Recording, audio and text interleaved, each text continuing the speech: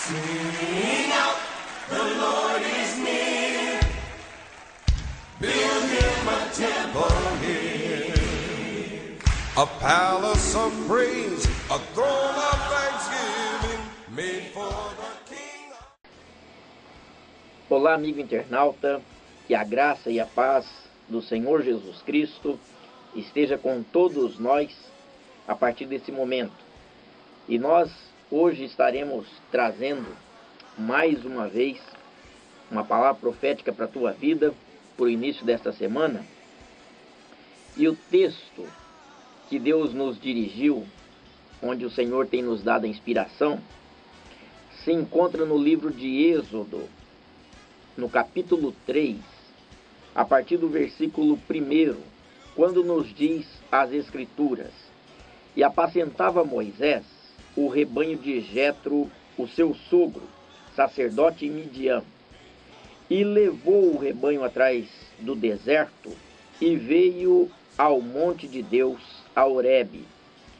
E apareceu-lhe o anjo do Senhor em uma chama de fogo, no meio de uma sarça, e olhou, e eis que a sarça ardia no fogo, e a sarça não se consumia.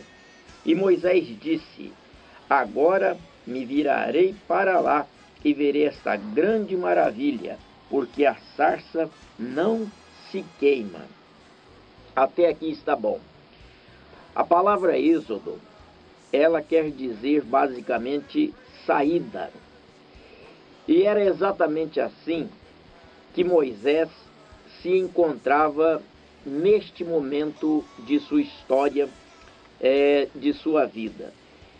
Moisés, por 40 anos, ele viveu no país do Egito, em uma época em que o Egito era um império mundial, e Moisés ele foi criado na corte egípcia, haja vista ter ele sido adotado pela irmã de Faraó. Moisés ele foi criado como um príncipe do Egito, muito instruído, muito estudado, um homem capacitado em toda a tecnologia, ciência e artes bélicas do Egito antigo, do Império Egípcio, por assim dizer.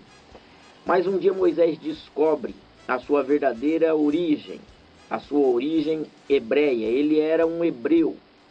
E ali então uma revolta começa a se manifestar na vida de Moisés, e ele externa esta revolta quando ele se depara com um soldado, um feitor egípcio oprimindo um escravo hebreu. E com as suas próprias mãos, Moisés ele mata aquele homem e esconde o corpo daquele egípcio na areia.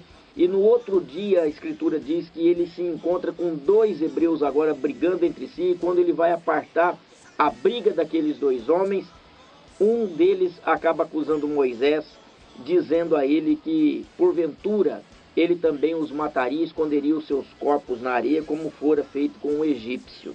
Naquele momento Moisés temeu, ele desconfiou que o faraó pudesse vir saber do que ele havia feito, como de fato o soube, e a partir dali faraó declara que Moisés deveria ser capturado e morto, e Moisés ali se amedronta, e ele foge da terra do Egito, e ele vai parar na terra de Midian, e ali por mais 40 anos, Moisés ele vive em um deserto, no meio de um povo simplório, em uma vida extremamente simplória, porém, sendo ele um fugitivo, sendo ele um homem com muitas revoltas internas. Ele que desejou libertar o seu povo, se transformou nada mais, nada menos do que um fugitivo. E depois desses 40 anos, agora Moisés já com 80 anos de idade, diz a Bíblia Sagrada que atrás do Monte Horebe, enquanto ele apacentava as ovelhas do seu sogro Jetro, de repente ele olha para o cume do monte e ele se depara ali com uma sarça, uma espécie de arbusto, que estava em chamas, porém não se consumia. E ali então Moisés ele declara dentro dele: Eu subirei este monte, eu me virarei para lá e eu verei esta grande maravilha, porque a sarça ardia em chamas, porém não era consumida. Se tratava de uma teofania, uma manifestação do Deus vivo para a vida de Moisés naquele momento em específico. E qual não foi o final de toda essa história? Moisés teve um encontro com Deus, Moisés recebeu a palavra de Deus, Moisés recebeu a autoridade de Deus, e ali então, Moisés, a partir de então, ele pôde realizar aquilo que ardia em seu coração, libertar finalmente o povo de Israel da servidão egípcia. Talvez você seja o Moisés da atualidade, talvez você também seja um Moisés na tua vida. Talvez você, por teu esforço próprio, tenha se esforçado inúmeras vezes, tenha até tentado, e muitas vezes nessas tentativas você tem sido mal interpretado, você tem sido mal compreendido, e talvez essas reações que você tem esboçado, você no seu íntimo sabe que não passam de fugas. Mas eu quero te dizer uma coisa: todos os sonhos que os homens sonham, eles vêm de Deus. Não existe inspiração positiva que não possa vir do Criador dos céus e da terra. Sonhar é dom de Deus. E Deus, ele quer nos habilitar para realizarmos esses sonhos, assim como ele habilitou Moisés. E o que é que está faltando talvez para você, amigo ouvinte, atingir e bater as suas metas? Está faltando você determinar dentro de você, assim como Moisés determinou: eu vou subir este monte e eu vou ver esta maravilha. Subir um monte não é uma tarefa fácil. Subir um monte exige-se muito esforço. Porém, é no topo do monte que nós encontramos finalmente Deus.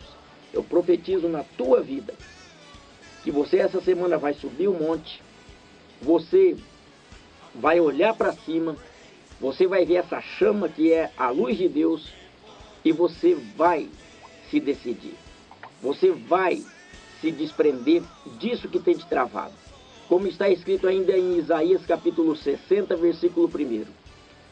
Dispõe-te e resplandece, porque já é chegada a tua luz. Você vai sair desse buraco, você vai sair desse quarto escuro, você vai sair desse poço da depressão, você vai erguer a sua cabeça e você vai procurar Deus. Talvez hoje mesmo, aí onde você se encontra, procure uma igreja, procure um homem de Deus, vai ouvir a palavra de Deus, vai receber esse fogo que ardia na sarça, na tua própria vida, para que você também seja um libertador, para que você seja um liberto e, consequentemente, você se transforme em um libertador dos teus sonhos e dos sonhos da tua família.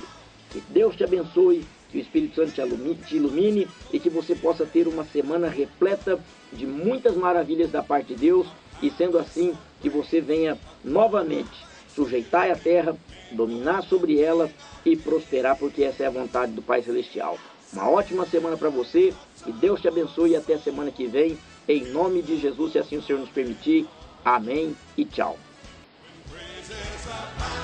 His glory surrounds us, filling His temple